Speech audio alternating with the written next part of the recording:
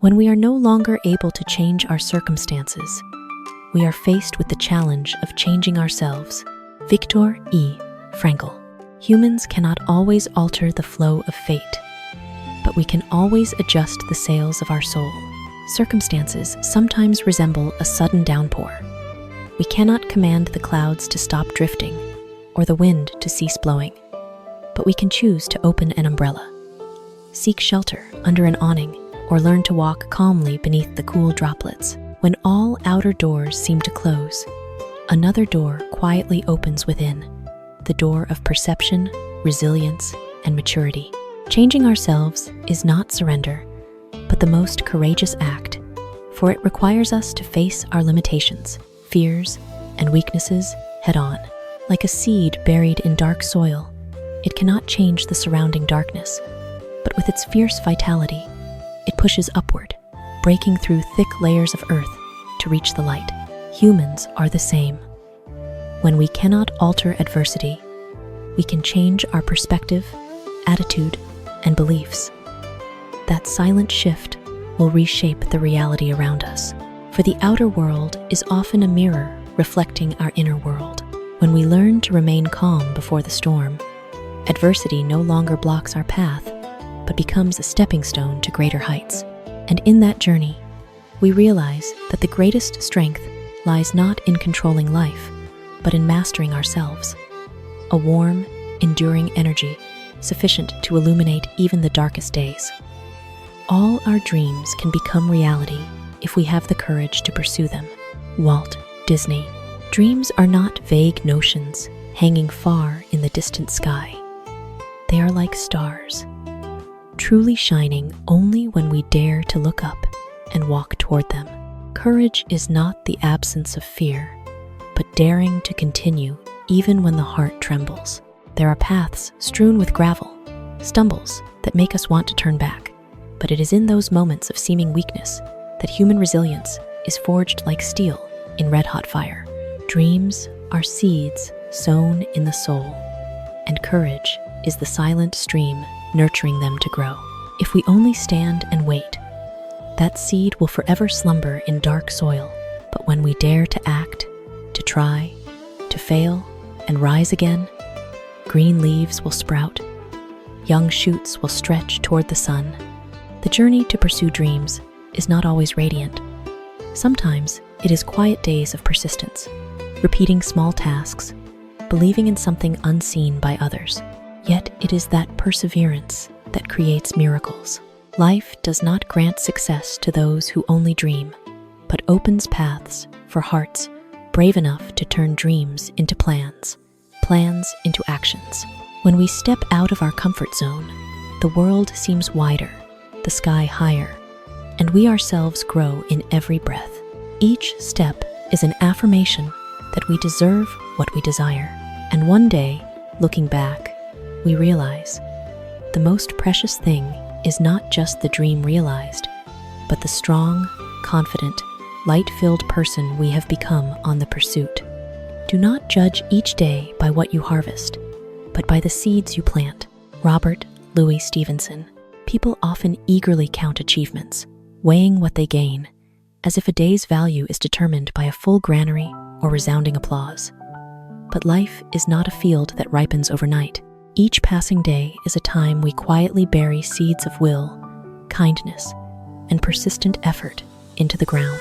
Some seeds lie dormant in darkness for a long time, silently absorbing nourishment from faith and hope before emerging as strong green sprouts. If we only fixate on the harvest, we will easily be disappointed when the field is still bare stubble. But when we cherish each act of planting, a word of encouragement given, a new skill learned, a mistake corrected, we realize we are enriching the future with invisible investments. Each seed today is a promise for tomorrow, and sometimes the most beautiful thing is not the fruit on the branch, but the patient faith of the sower, daring to wait, to care, to believe in life's growth laws. Therefore, do not hastily measure a day's value by immediate results. Ask yourself how many good things you have sown, how many hopes you have nurtured. When we live with that spirit, Each day becomes fertile soil, and we, the devoted gardener of our own life, will find joy not only in the harvest, but in every moment of bending down to plant with all love and determination.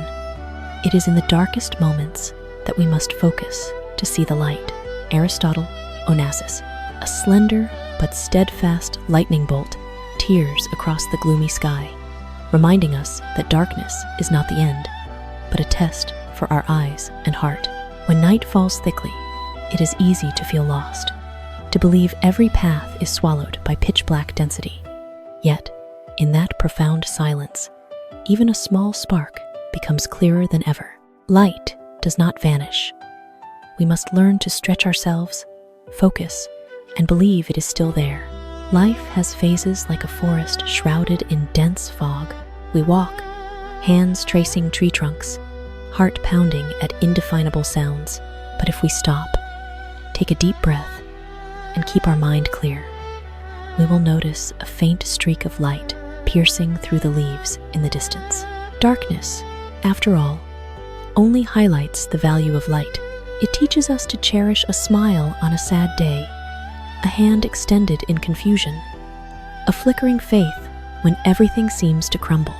Focusing to see the light does not mean denying the grim reality, but choosing not to be drowned by it. It is inner training, like a sailor in the night sea, still fixated on the distant lighthouse to steady the helm. When we direct our attention to hope, to opportunities for learning and growth, darkness gradually recedes, making way for the forming dawn. And then we understand that in moments of seeming despair, what matters is not how thick the darkness is, but whether we have enough determination to continue seeking and nurturing the light within ourselves. We expect praise from those who blame themselves every 15 minutes, approval from individuals who despise themselves. Marcus Aurelius, we crave recognition, to be soothed by words of praise, yet seek it from souls still unsteady, from hearts that have not learned to love themselves. It is strange how we place our self-worth in others' eyes, while those eyes are still clouded by inferiority and self-doubt. A person who constantly blames themselves is like a clock, ticking judgments without cease. How can praise from them be complete when they themselves do not believe they are good enough? A person who despises themselves is like a cracked mirror. The image they reflect of us is distorted and dim, yet we still wait, anxious before each reaction, each nod or shake of the head, as if our happiness depends on that approval. Our value should not be determined by souls still wrestling with their own shadows. When we understand that each person carries their own battles, we will depend less on external judgments and learn to build self-confidence from within. The most beautiful praise is what we give ourselves after giving our all. The most enduring approval is when we stand tall, accepting both our strengths and flaws. And then, when we stop seeking light from flickering lamps, we realize we too can become a source of light. With a fortified inner self, we stand firm before criticism or acclaim and can offer genuine encouragement to others. For only when we respect ourselves are we truly free before the world's gaze. Difficulties train the mind, just as labor makes the body robust.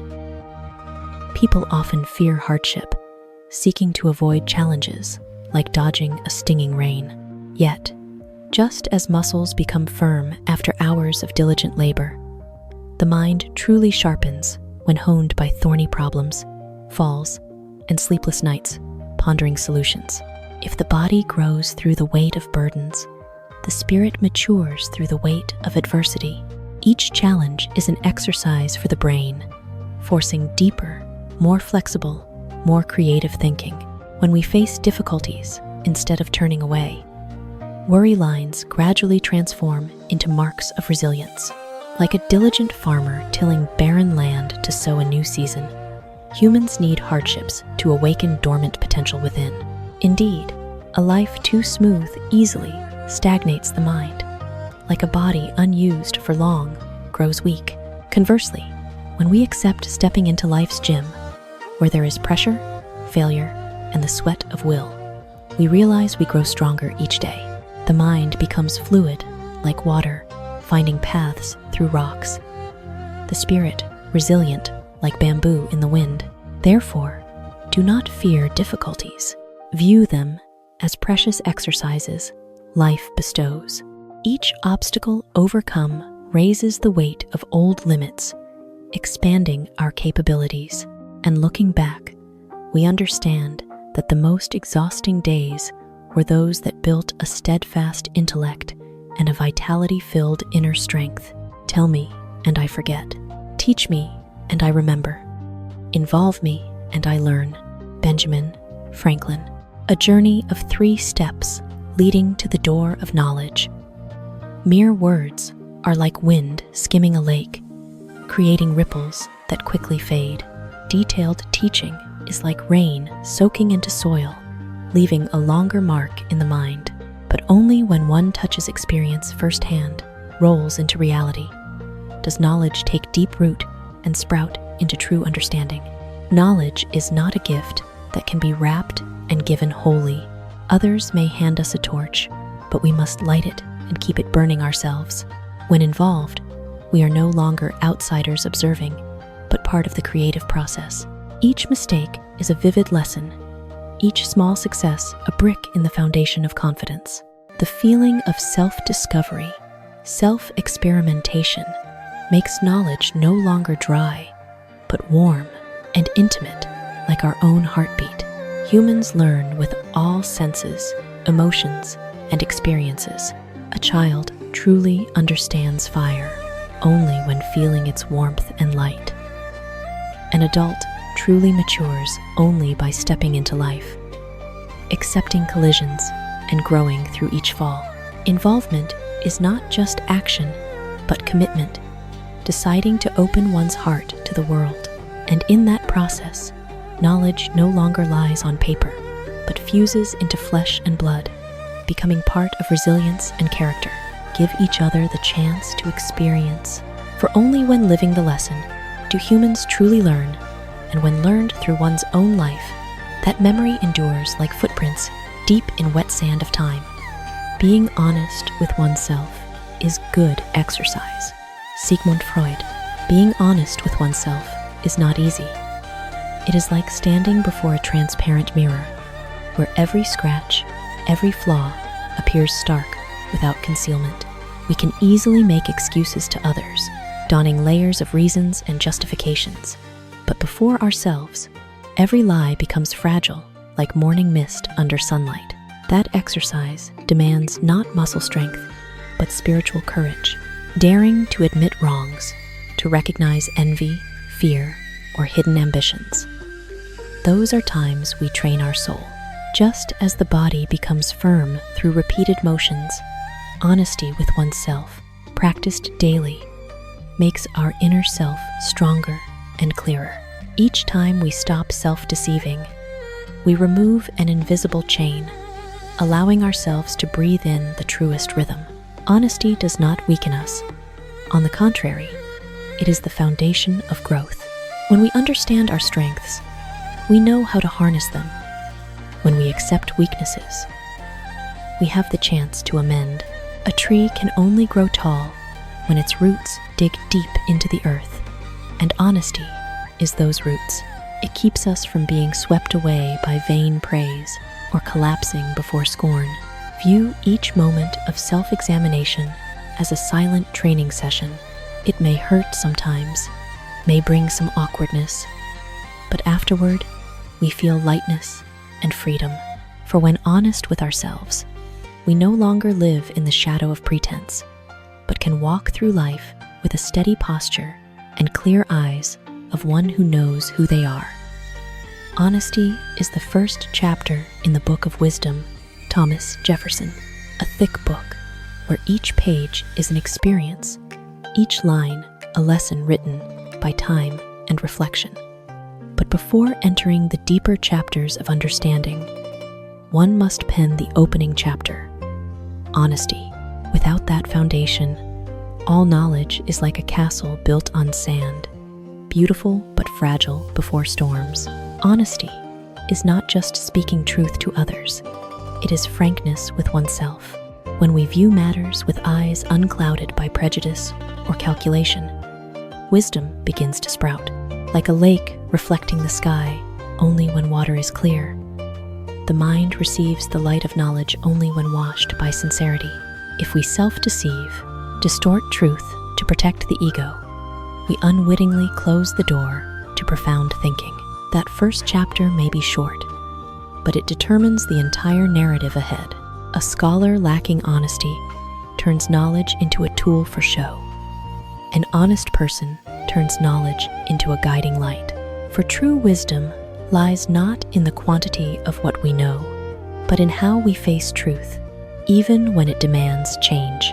When we choose honesty, we choose to walk a solid path, though it may be rugged. Each time daring to admit I don't know, we open a new page to learn. Each time daring to correct errors, we continue our growth story with the ink of humility and courage.